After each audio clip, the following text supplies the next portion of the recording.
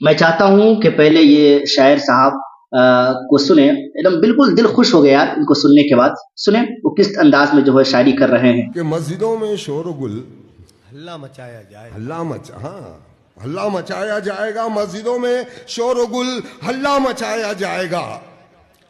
رفتہ رفتہ ہر گویا نعت خواں کہلائے گا.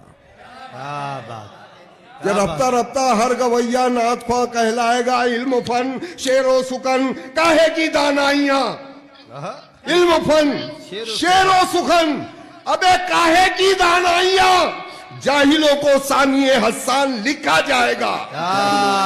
جاہلوں کو ثانی حسان لکھا جائے گا. اور ممبر وائس سے گانے ٹھمریاں قوالیاں. اللہ کے ذکر کو طبلہ بنایا جائے گا. اللہ کے ذکر کو طبلہ بنایا جائے گا.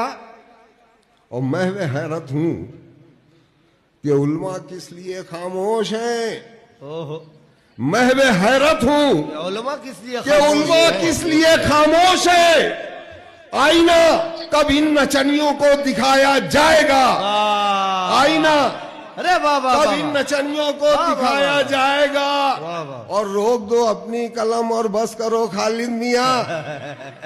روک دو اپنی قلم اور بس کرو خالد میاں، ورنہ تم پر بھی کوئی فتویٰ لگایا جائے. ماشاءاللہ اس شاعر نے جو ہے بالکل دل خوش کر دیا ہے. حالات حاضرہ کے پیش نظر آج کے جو شاعر ہیں، رفتہ رفتہ ہر گویا نعت خواں کہلائے گا، آج وہی حال ہو رہا ہے. جتنے بھی گویاں ہیں، جتنے بھی ہلڑ بازی کرنے والے شاعر ہیں، وہ اپنے آپ کو جو ہے نعت خواں کہتے ہیں. حالانکہ نعت خواں کہنے کا حق انہیں ہرگز نہیں ہے. ثانی حسان لکھا جائے گا.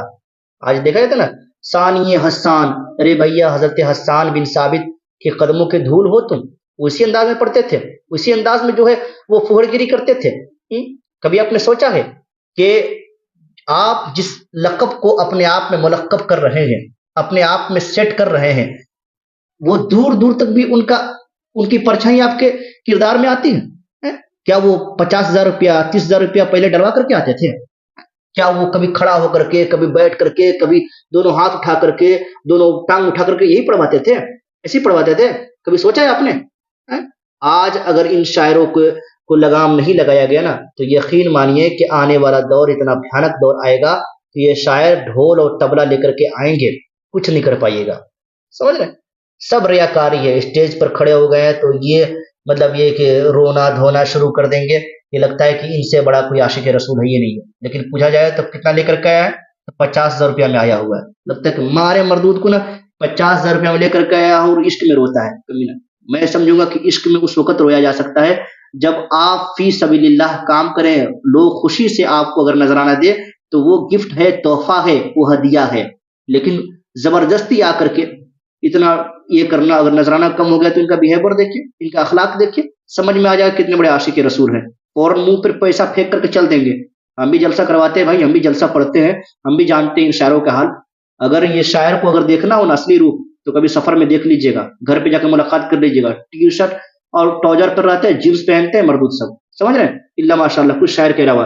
لیکن جب وہ آئیں گے اسٹیج پر تو واہ کیا عاشق رسول ہے، پگڑی بھی ہے، جبہ بھی ہے، ماشاء اللہ بالکل ایسا لگے گا کہ آسمان سے اترے ہوئے ہیں، ہے نا. اور سفر میں ایسا لگے گا کہ بہت بڑے نچنیا ہے یہ، ایسا لگا گویا پہچاننے بھی نہیں آیا کہ یہ فلاں شاعر ہے. اس لیے اپنا وضاقتہ سنبھال کے رکھے. یہ آپ کی پہچان ہے، آپ کی شناخت ہے. یہ اگر آپ ہی سے لوگ متنفر ہو جائیں، اور میں ایک بہت بڑے کوئی عالم دین وہ کہہ رہے تھے کہ اگر یہ شاعروں کو اگر کوئی لوگ دیکھ لے گا نا ادر دنوں میں اسٹیج کے علاوہ، تو کہا کہ ان کی نعت سننا لوگ چھوڑ دیں گے. کوئی دیکھ لے گا تو، لیکن شکر ہے کہ کوئی دیکھتا نہیں ہے، پہچانتا نہیں ہے، منہ باندھ کے چلتے ہیں لوگ. کہیں کوئی پہچان میں ٹرین پہ چل رہے ہیں تو ٹراؤزر اور جینس پہ چل رہے ہیں، سفر میں ہے تو یوں ہی حالات میں ہے تو کوئی نہیں جانتا ہے کہ فلاں کون ہے. لیکن پھر بھی اگر لوگ دیکھ لے، جان جائے تو سمجھو ارے یہی گدھا ہے جو اسٹیج پر بیٹھ کے بہت بڑا عاشق رسول وہ لوگ کو رلاتا تھا، دھلاتا تھا. یقین مانیے کہ اپنے آپ میں سدھار پیدا کیجئے. عشق نبوت صلی اللہ علیہ وسلم کا چراغ آپ کے سینے میں جلنا چاہیے، تب جا کر کے آپ عاشق رسول ہو سکتے ہیں. صحیح طور پر حسان بن ثابت رضی اللہ تعالیٰ عنہ کے نقش قدم پر چلیے، تب جا کر کے آپ ثانی حسان دکھانے کے قابل ہو سکتے ہیں. اور صحیح طور پر فیوز و برکات سے مالا مال ہو سکتے ہیں۔ جزاک اللہ۔